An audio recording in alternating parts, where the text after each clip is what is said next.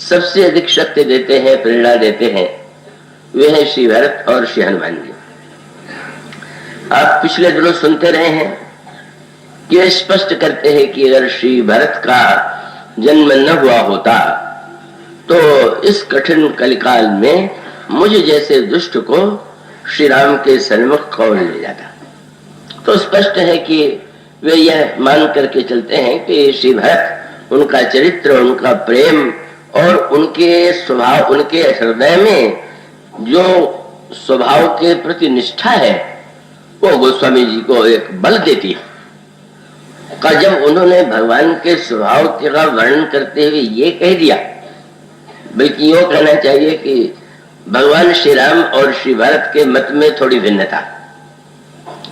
भगवान राम ने भी अपना स्वभाव बताया और भगवान का स्वभाव जानना ये सबसे अधिक सन्निकट होने का प्रमाण है और स्वाभाविक है।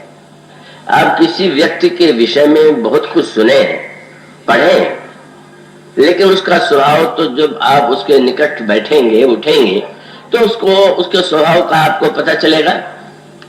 तो भगवान श्री राम भी भगवान राम के प्रभाव को जानने वाले तो अनेक पात्र हैं, पर भगवान राम के स्वभाव को जानने वाले पात्र बहुत थोड़े।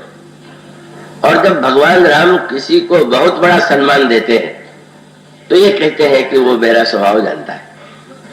और इसलिए आप जब कहते हैं विभीषण के समक्ष अपना स्वभाव बताते हैं तो कहते हैं, सुनऊ सखा निज कहूं स्वभाव, नाम गिनाते जान भुसुंडी शंभु गिर जाओ। भुसुंडी मेरा स्वभाव जानते हैं, शंकर जी जानते हैं, पार्वती जानती। और फिर एक चौथा उन्होंने यह दिया प्रमाण पत्र हनुमान जी। जिस समय श्री भरत के हृदय में संत लक्षण जानने की इच्छा उत्पन्न हुई, पर अत्यंत संकोची होने के नाते वे सीधे प्रभु से नहीं पूछ पाए और श्री हनुमान जी की ओर देखा। श्री हनुमान जी ने प्रभु से निवेदन किया, नाथ भरत कुछ पूछना चाहे। भरत जी कुछ पूछना चाहते हैं। प्रभु के होठों पर मंद मंद हंसी आई। भरत तो और भी पास बैठे हुए हैं, प्रभु से नहीं पूछ रहे, क्यों? तो उन्होंने कहा कि प्रश्न करत मन सकुचता है। आप तो जानते ही हैं कि कितने शीलवान, कितने संकोची, तो प्रश्न करने में संकोच कर रहे हैं। अब प्रभु ने एक ही पंक्ति में हनुमान जी और भरत की अद्भुत प्रशंसा किया। हनुमान जी की प्रशंसा करते हुए प्रभु ने कहा, तुम जानो हो कभी मोर स्वभाव। हनुमान, तुम तो मेरा स्वभाव जानते हो। और श्री भरत के लिए कहा कि भरत ही मोहि की अंतर कहूं। क्या भरत में और मुझ में रंच मात्र कोई भेद है? तो इसका अर्थ है कि प्रभु के स्वभाव को जान लेना उनके अत्यंत निकटतम होने का परिचय है। लेकिन इसमें बड़ी मीठी बातें आ गई कि जब प्रभु से पूछा गया कि आपका स्वभाव क्या है, तो उन्होंने कहा कि मेरा स्वभाव ये है कि जो नर होई चराचर द्रोही, आवई सभय शरण तक मोहि, तज मद मोह कपट छल नाना, करो सद्यते साधु समाना। व्यक्ति कितने भी दोषों से युक्त चराचर द्रोही क्यों न हो, अगर वो मद मोह कपट छल छोड़ करके मेरी शरण में आता है तो मैं उसे स्वीकार ही नहीं करता, अपितु उसको साधु बना देता हूं। प्रभु ने और भी एक वाक्य कह दिया कि निर्मल मन जन सो मही पावा, मोहि कपट छल छिद्र न भावा।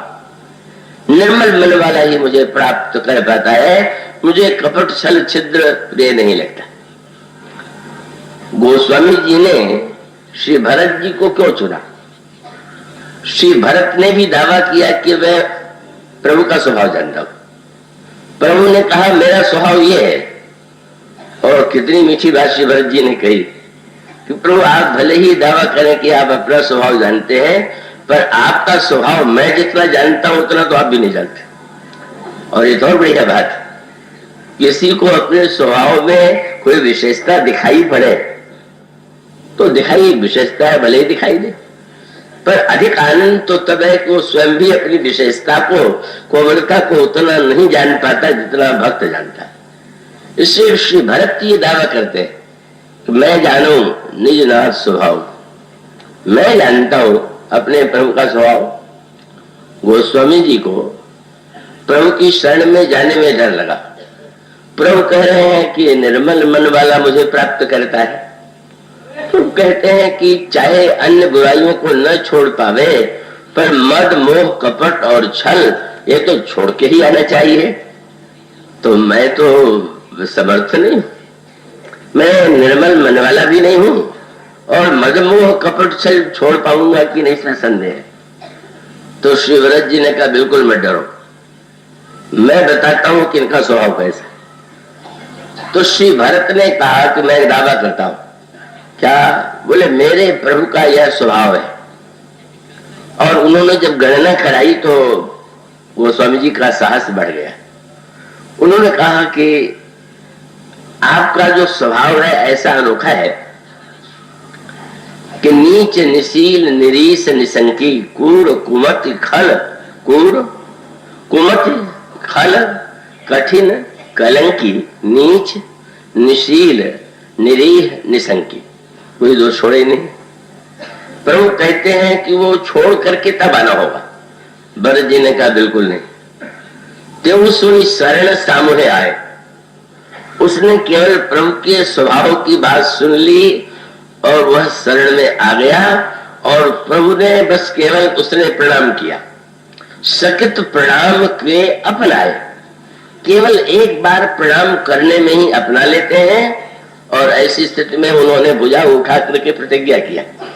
प्रभु तो अपने स्वभाव के विषय में दावा नहीं करते, पर श्री भरत उठा करके भुजा कहते हैं, सो गोसाई नहीं दूसर को भी भुजा उठाई कहूं पर रोटे। मैं भुजा उठा के प्रतिज्ञा करता हूं कि हमारे प्रभु श्री राम को छोड़ करके संसार के इतिहास में कहीं पर कोई ऐसा प्रभु है कि नहीं।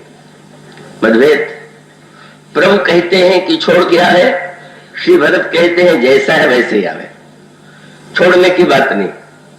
तो गोस्वामी जी को डर लगता है कि अब छोड़ के आवे हैं तो साथ नहीं है।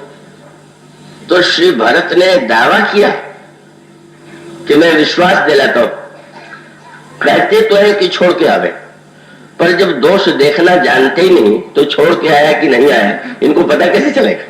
कर तो है छोड़ के आने के लिए, पर दृष्टि देखी दोष कब उड़ा ले। तो उन्होंने कहा कि देखो मेरे पास प्रमाण है। क्या? वह जब उन्होंने भरी सभा में महारानी कैकेयी की प्रशंसा किया तो कहा इनमें तो सब है, और इतना होते हुए भरी सभा में इतनी प्रशंसा कर रहे हैं तो दिखाई नहीं देता होगा दोष, तभी तो कर रहे। क्यों डर रहे हो?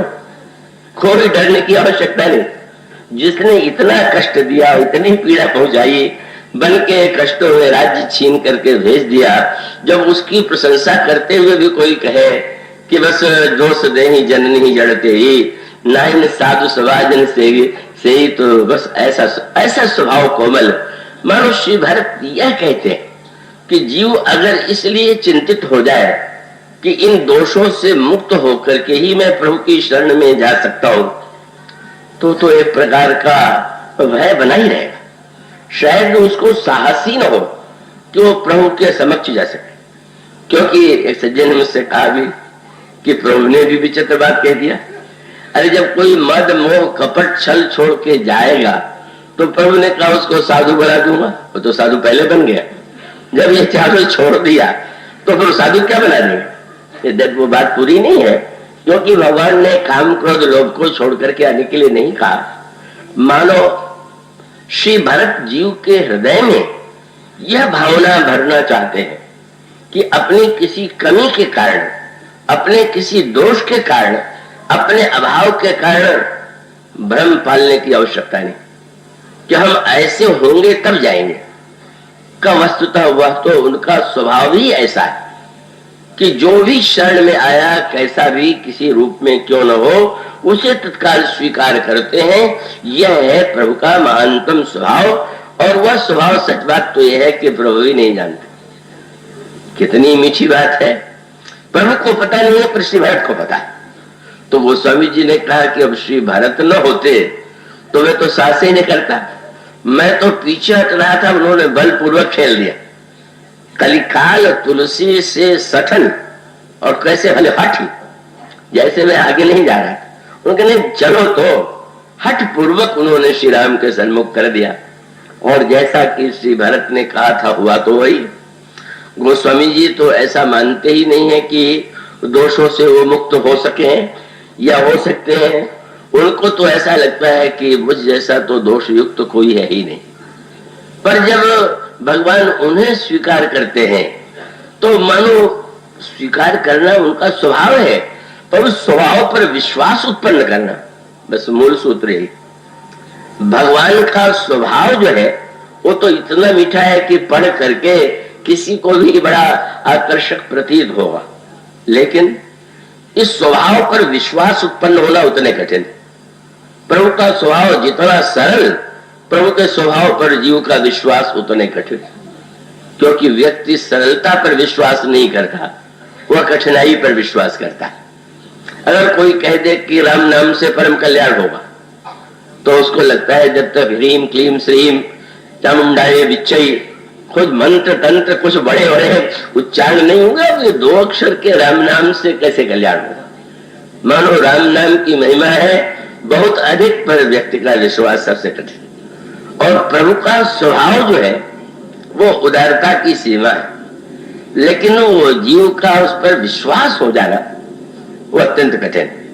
गोस्वामी जी तो बड़ा कवित्वपूर्ण एक दोहा लिखते हैं दोहावली रामायण में, कि जब भगवान श्री राम सिंहासन पर बैठने के लिए जाने लगे तो जाने के पहले आभूषण धारण किया, वस्त्र धारण किया, और दर्पण के सामने, शीशे के सामने खड़े हो गए। और भगवान श्री राम अपने मुख को देख करके थोड़ा उदास हो गए। पूछा किशोरी जी ने, महाराज अचानक आपके इस दिव्य जिस मुख का दर्शन करके अपलक भक्त निहारते रहते हैं, उसे अपने ही मुख को देख करके आप प्रसन्न क्यों नहीं? तो प्रभु ने कहा कि और सो तो सब ठीक है, लेकिन मेरी भौहें ठीक नहीं। आपकी भौहें में क्या करनी? दोहावली रामायण पढ़िए। गोस्वामी जी कहते हैं कि उस समय जब श्री राम ने दर्पण में देखा तो मुझे जैसे दुष्टों की याद आ गई। क्यों याद आ गई? श्रृंगार और साहित्य में भौहों का टेढ़ा होना गुण माना जाता है, पर अगर कोई क्रोधी क्रोध में भर जाए तो भी कहते हैं इसकी भौहें टेढ़ी हो गई। तो भगवान श्री राम की भौहें टेढ़ी हैं, पर प्रभु कहते हैं कि मुझे चिंता ये है कि कोई दुष्ट व्यक्ति आवेगा मेरी शरण में और मेरी भौहों के टेढ़ेपन से घबरा न जाए कि इस समय तो भाई नाराज है, आ जाना ठीक नहीं। ये भौहें टेढ़ी न होती जिससे दुष्ट से दुष्ट व्यक्ति चला आता तो कितना अच्छा होगा। यह मनोहर हृदय की कोमलता। तो स्वामी जी का दोहा है, मुकुर निरखी मुख राम भ्रू गणत गुण ही दय दोष। है वो गुण, पर उसको दोष देख रहे हैं। क्यों? बोले तुलसी से सठ सेवकनी लखी जने परे सरोस। का व्यक्ति जो बुरा है वो तो अपना ही प्रतिबिंब दूसरे में देखता है। मानो दुष्ट व्यक्ति जो दुष्टता से भरा हुआ है, जब वो आवेगा तो स्वभाव से ही उसको अपने दुष्टता के प्रति जो भय है वो श्री राम की भावों में देख करके उसको भय ही व्याप्त होगा। तो उसका मूल तात्पर्य यही है कि भगवान मानो जीव को शरण में लेने के लिए, जीव को शुद्ध करना, यह साधना का कार्य है। इसीलिए जब विभीषण भगवान राम की शरण में आते हैं तो उस समय उन पात्र की ये जिनकी चर्चा करनी है कि ये जो 5वें पात्र हैं श्री हनुमान जी, श्री भरत और श्री हनुमान जी, इन दोनों के माध्यम से ही गोस्वामी जी ने अपने जीवन को धन्य बनाया।